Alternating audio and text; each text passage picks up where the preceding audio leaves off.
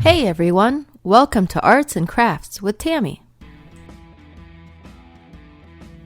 Alright guys, here it goes. I'm going to try a wine rack mold. I got this not too long ago. I haven't tried it yet. We're going to take this journey with me. So from my last video, what was my first time doing resin, I tried both makeup and nail polish. And I liked the way the nail polish colors looked, so I thought I'm going to try it again with this wine rack. So, as usual, I'm going to do the 50-50. It's 50 parts resin, 50 hardener. And one of the cups I'm using, I'm actually putting more color into it than the other. So, I'm putting more resin also. Because I want the wine rack to be mostly blue with a little bit of green in it. And hoping it'll turn out the way I pictured it to. So here it goes. Alright, this is the resin. The second cup, if you notice, I don't have as much in it as I did the other one. Also, the other video, I used a scale to determine how much I should use. Well, these cups actually have little markers, measuring markers, so that's what I'm using right now. So that's why I don't have the scale with me. And that's the cup. I'm going to put obviously more into it. So the second cup, not as much. I want it to be more of like an accent color.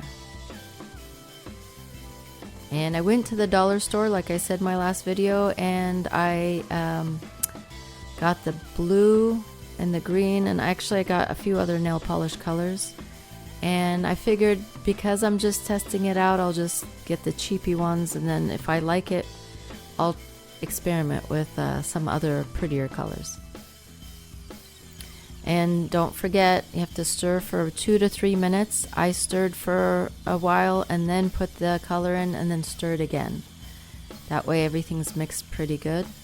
And I fast forwarded, but it was average about 3 minutes is what I stirred. And for the green, I want to put a little bit of glitter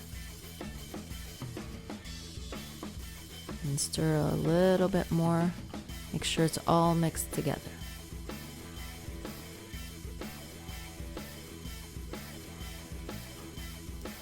Now, since I haven't done this before, I wasn't sure if I should put the resin, let it dry for a while, and then put the other color, or if I should do them at the same time. So I decided to do them at the same time and hope that it works.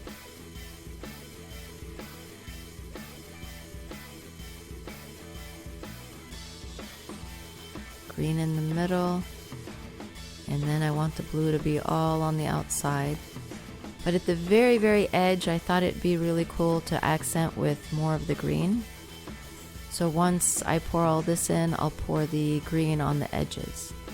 If you notice, I'm not going all the way to the end.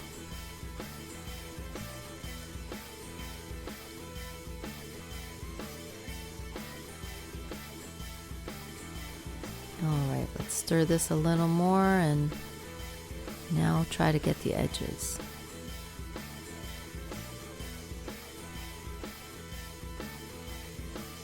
I'm not getting all the way to the edge as I had hoped, but I think I can fix that.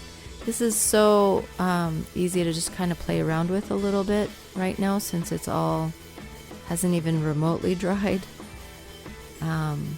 So I figure I'll play around with it a little bit more. Plus, I'm saving some of the blue, if you notice, because I'm going to pour that on top of the green. So I'm hoping that'll fix some of it.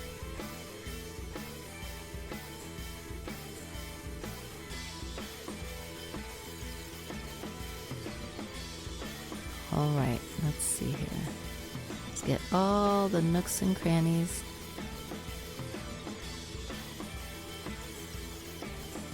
Yeah, the middle, it's like all the green disappeared, so let's go ahead and put some more, hoping blue won't overpower it.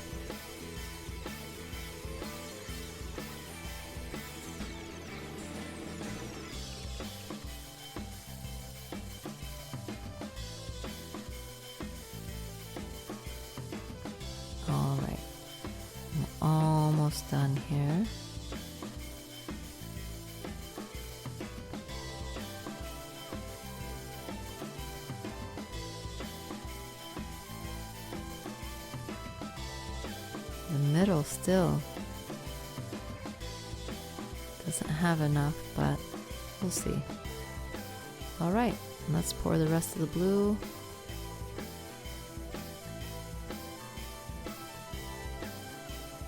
That made a huge difference.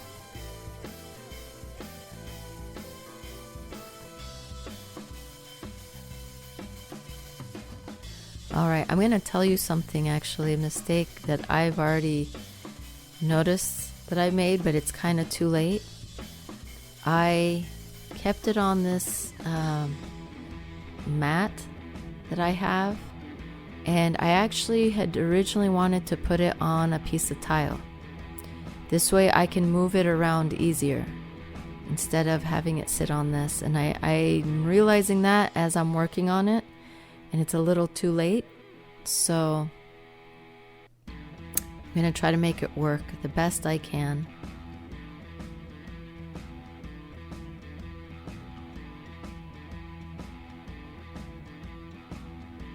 This is my workstation for other things, so I can't afford to just wait and let it sit for that long, because it's supposed to sit for at least 24 hours. Actually, more than that is what it's recommended.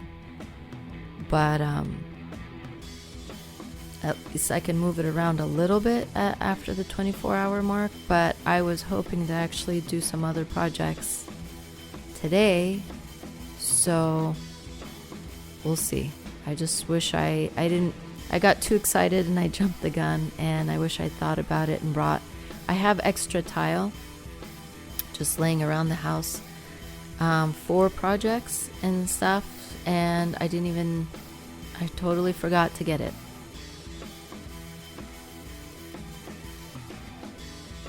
I'm just kind of fidgeting with the glitter. I put glitter all over the middle and the edges, and I just want to put a little bit more.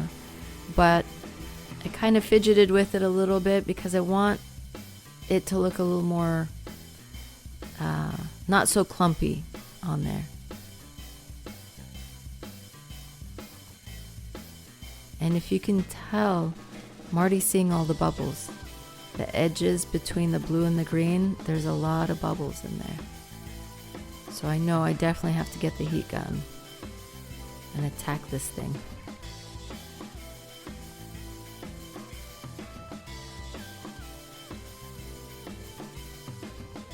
All right, it's time to heat this thing up. Try to burn off all those bubbles. I'm going to take a picture so maybe you could see it a little bit better.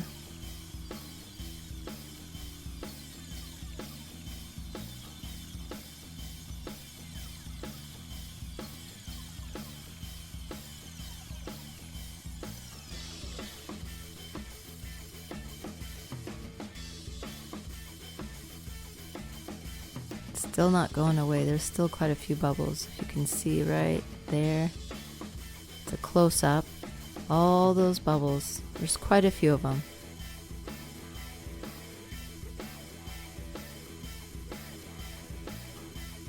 And I'm going to fidget around a little bit with the glitter too, once I get those bubbles out of the way.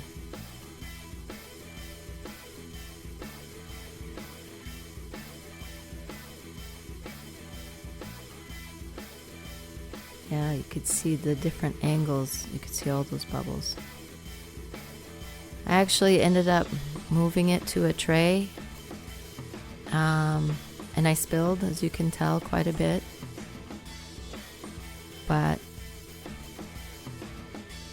And even the tray itself, the cookie sheet, is a little tilted, so one side is tilted more than the other. But this is the best I can do now. It's a little too late. But if you can tell, the glitter, the pattern and stuff, I actually kind of like it this way, not so clumpy. Part of it, I was using a toothpick and I was moving it around, and part of it it shifted when I was moving the whole mold. And as you can tell, the green kind of got covered up a little bit.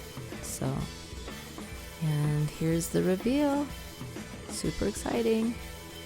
here's all the green. As you can see, it all went down to the bottom, and I think part of that just from moving it. Unfortunately, it kind of messed up the color I was going for. But slowly I'm getting there. You can see a little bit of the green on the edges. I'm hoping next time I can actually do one where it can be reversible. The backside will be nice too. So as you can see, this backside's not so pretty. This one turned out much better.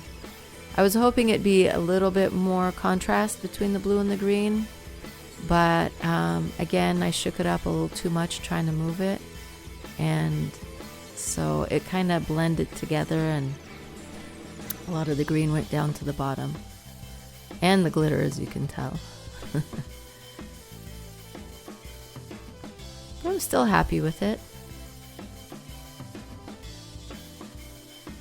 As you can tell, there's no bubbles, which is really cool.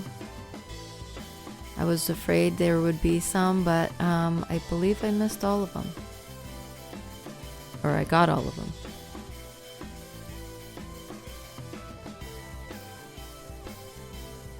There was quite a few at the time, but they're all gone. And then, again, the backside, not so pretty, but next time I want to see if I can do it to where, like I said before, I can have both sides. It could be reversible. It'd be kind of cool. And I'm wondering if I should put some, dry it, then put some more. But I'm going to sand a little bit on the inside. It sands really easy. I was actually surprised how easy it is to sand this off. And it doesn't need very much, which is really cool too.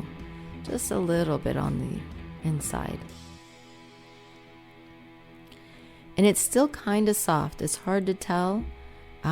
It's hard enough to pull out of the mold, but it's a little bit, like I can bend it right now if I really wanted to.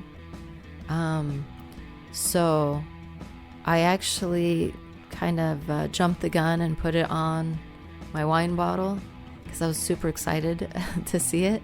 So it bent a little bit. You can see it here. It's bent, but it bent right back. And then I waited a while, and as you can see in this picture, it's not so bad. And it's kind of cool looking at it from this angle. But here it is. And the longer you wait, I waited a week, and it got even harder. And now it holds very, very firmly. It doesn't bend at all. I love how this turned out, and I can't wait for my next one. I hope this gives you guys ideas and inspiration, and I hope you enjoyed this video. If you'd like to get more ideas, subscribe and hit the notification button. In the meantime, happy crafting!